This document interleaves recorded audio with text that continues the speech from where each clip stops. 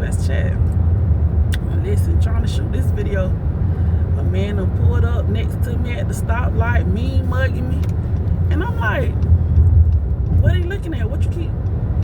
Right? So boom, he like really just easting me, as we say. Just stand straight, you know. So you know what I did. I done shot him a bird real quick, like. So then he started talking. I rolled down. I wonder what? Is it a problem? Like, oh, you the reason I'm sitting at this light. Like, what? Like, people really on something else right now. So y'all be careful and y'all be cool, because other people, like, they really poking their chest out right now, and they really think they can handle you, right? And one thing about it, we ain't going backwards, and we ain't letting nobody handle us, mistreat us, disrespect us, none of that. Ain't nothing worth going to jail over. But one thing about it, when you have to put your foot down and you have to like let a person know, like, you don't run nothing here, I ain't did nothing to you, don't be looking at me, you don't intimidate me, like none of that, you know? Like you have to be prepared to do that. But anywho, as I am on my way to a boxing, professional boxing match. I told y'all a couple months ago or whatever, my little cousin had was in the Olympics. After he medaled in the Olympics, then he declared pro a few months after that. So I'm going to my first pro fight. And ladies, you know, when there's money in the building, like, you already know you have to, you know, show up accordingly, right? But yeah, no, but it was a moment for me, right, as I started getting dressed, because I had said this once before at, you know, one of his other gatherings. It's like, when I was coming up, it was rough. Like, I used to get in fights all the time, you know, especially from like middle school, 6th grade, 7th grade, 8th grade, probably gave it a break, 9th grade a little break. Well, nah, I had another incident in 8th grade, but it wasn't at school. 9th grade gave it a break. 10th grade had an all-out, oh my goodness, shut the girls and boys club down. 11th grade, 12th grade, probably gave it a little break. College, I actually had to get on somebody in college, and literally that's what it was. It was a get on them. You hear me? Because by the time I reached that age and stage, number one, I had a little chip on my shoulder, especially as it pertained to females, right? And number two, I already knew you had to come with it. I already knew you had to come with it. The worst was gonna happen was that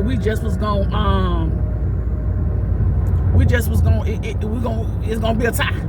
That's the worst in my mind, right? I felt like I had enough practice at this point that the work, you know, so I didn't really have anything to lose, right? So you just was not gonna try me or handle me any kind of way, because I ain't got nothing to lose when I strain you. So I may as well go ahead and strain you.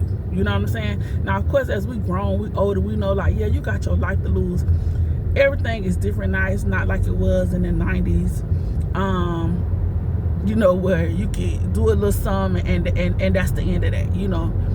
So my last real battle royale was like I don't even think it was my freshman year. I think might have been my sophomore year. But then again, it might have been my freshman year. I don't know.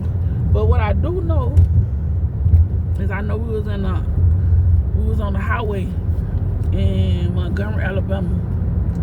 And my homegirl mama was in town for the weekend. Their family was having something. So we and her mama, a little short dog Cadillac. And I'm in the front, my homegirl driving.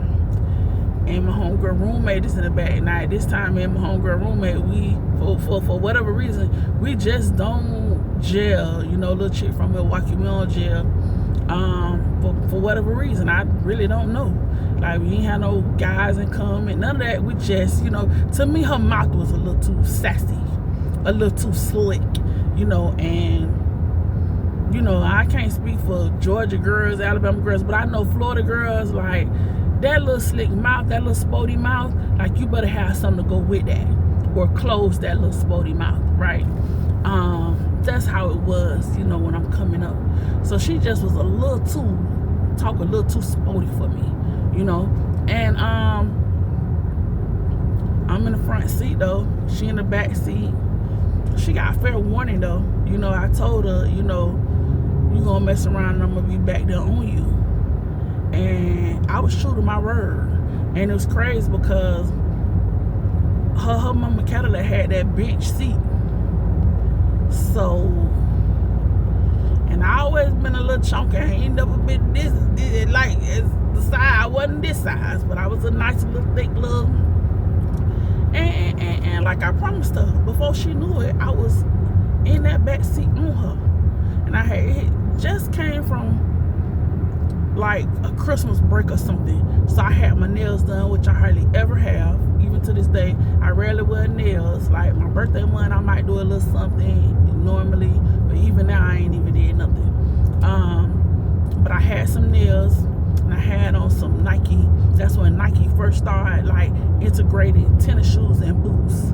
So I had on like some white Nike boots, and they had like the butterscotch, peanut butter looking sole and like front or whatever. Listen, all right, before she knowed it, them Nike boots was all over her face. I wasn't finna play with her, you know, like.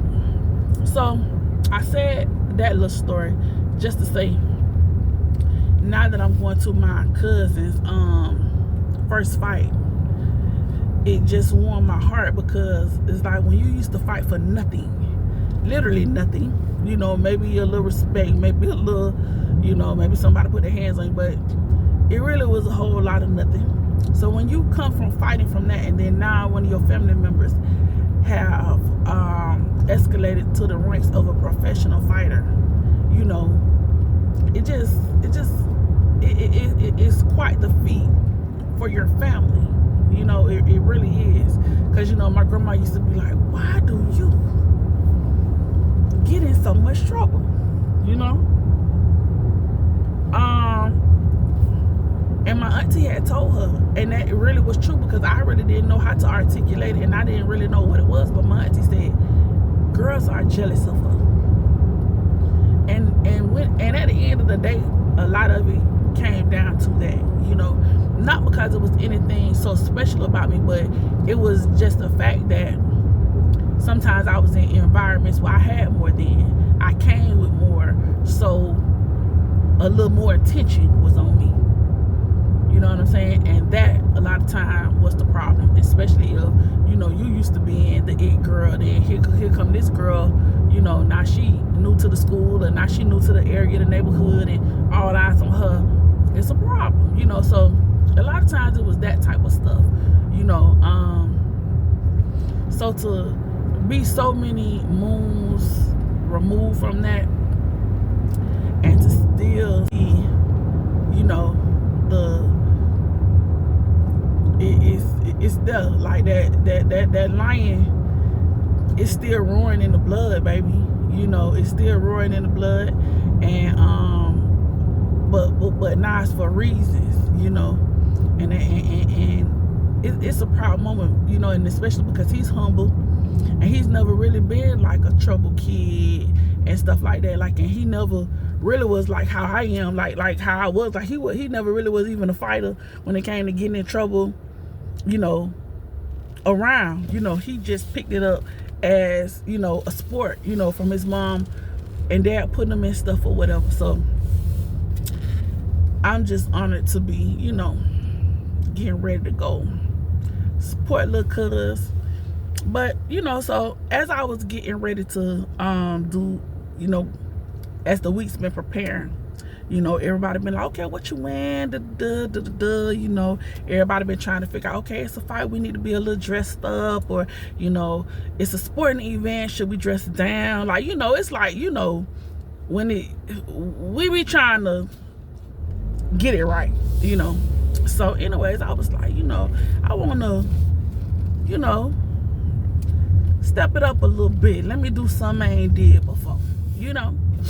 So I'm like, okay, well, you know, I had a few things in mind, so everything worked out, you know. So I was like, okay.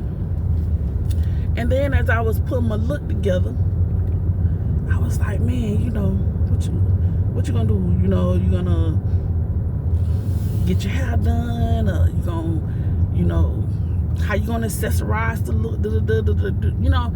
And then that gave me a whole nother topic to talk about. And then it came down to this for me. You really have to get to a point in life where you are comfortable with you. Whatever it is that you, whatever that looks like, the things that you like and that puts a smile on your face, make it work. Whoever you are, whoever you're showing up as, own that. Be that. You know? And it don't always have to be, it don't always have to be like one-dimensional, right? Because when I come on here, you know, sometimes I feel real, you know, college educated, and, you know, want to talk my talk, and, you know, and then sometimes when I come on here, I feel a little hood, a little laid back, a little, you know. And it's the same in my dress code and my mannerisms and all of that, you know. And sometimes I have been conflicted with it, because I'm like, okay, well, you're supposed to act like this, and, you know, yeah, you got some hood in you, but you don't always got to show up like that. Yeah, all of that is true. But guess what? It's things from the hood and other hood that I absolutely love, baby. And I have the right to. I don't have to put all of this or that aside to appease somebody else, right? That is not what I have to do. So I could bring a little bit of this and a little bit of that, and do my little razzle dazzle and do my little 1-2, right? But you have to get comfortable enough with who you are and in your skin to be able to do that, right? So I learned to intertwine all of it. Do what you like to do. Understand me? I could put on this shirt, and regardless to the price tag, I could still go and order me a little custom jewelry off of Amazon and trick it out, and you know what I'm saying? Like, get comfortable within yourself. That's the best thing you can do for yourself and the people around you. And see, that's how you become the person that you ain't easily intimidated. Stuff don't bother you. It don't move you. It don't shake you what another person have, what another person don't have. Because you so comfortable and settled and secure with who you are. In your mind, you untouchable. Why? Because you wholeheartedly doing you, and you satisfied with it. Understand me? That's the best thing you can do, is become secure in who you are, how you represent, and be happy with that. Enjoy your day.